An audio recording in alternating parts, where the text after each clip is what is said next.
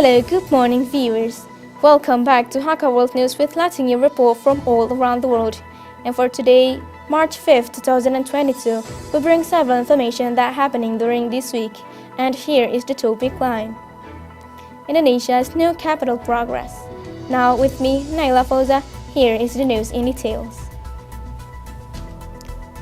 Indonesia begins construction of infrastructure at the site of its new capital city in North Penajam, Pasir, East Kalimantan.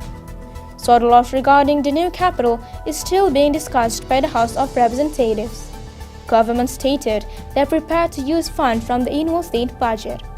Developments are underway for the construction of Indonesia's new capital. Indonesia's Minister of Finance Sri Mulyani stated that the economic recovery fund from the state budget can be used to fund the construction of Indonesia's new capital. The construction of Indonesia's new capital will be a challenging and complex task because it will be built in the middle of hills and forest areas. Despite this, the Indonesia's Minister of Public Works and Housing Basuki Hadi Mulyono said that the construction of Indonesia's new capital will cause minimal environmental damage. Meanwhile, the state police will build on a 100-hectare wide land and built at 0 point on the new capital city construction. As the current stands, the government is targeting to establish a new capital city in East Kalimantan by 2024. Moving on to the next news. Indonesia new virus cases set record as Omicron spreads. Indonesia reported a record number of new COVID-19 cases on Tuesday, driven by the highly transmissible Omicron variant. The country confirmed 57,049 new infections, more than the previous record of about 56,700 set last July, when the Delta variant overwhelmed hospitals on the main island of Java. The National COVID-19 Task Force also reported 134 deaths on Tuesday. More than 100 people have died each day since Friday, mostly in the capital, Jakarta.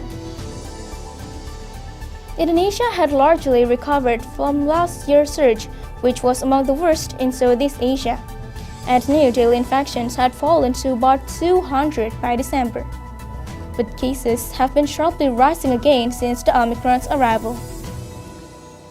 During last year's surge, hospitals erected plastic tents as makeshift intensive care units, and patients waited for days before they were able to be admitted.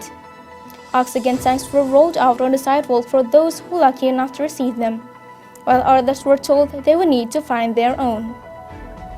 Health Minister Budi Gunadi Sadikin said on Monday that cases and deaths will increase further. But the healthcare system is unlikely to be overwhelmed again since the Omicron generally causes less severe symptoms than Delta. He said the government has dedicated more beds to COVID-19 patients, ramped up tracing and testing, and increased vaccinations in all regions because Omicron is now spreading outside of Java. Overall, Indonesia has reported more than 4.9 million infections and 145,455 deaths from COVID-19. The actual numbers are widely believed to be higher. That's all we have for now. I'll be back at 8 p.m. at Indonesia time Tuesday. For more of the real information, the news can be checked in our website at www.hakkaworldnews.com. Until next time, goodbye.